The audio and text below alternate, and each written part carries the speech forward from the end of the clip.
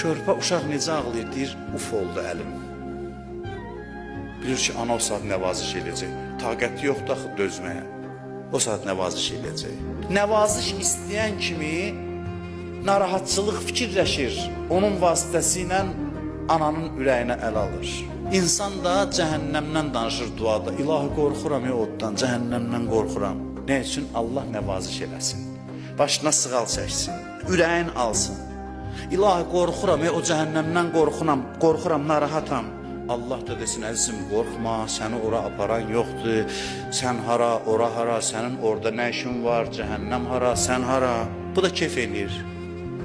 Bu da bundan ləzzət alır. Bu keyfi almaq üçün Allah cəhənnəmlə danışır, özü şərait yaradır, mühit yaradır ki, biz nəyəsə söykənib ona naz eləyək, ondan nəsə istəyək.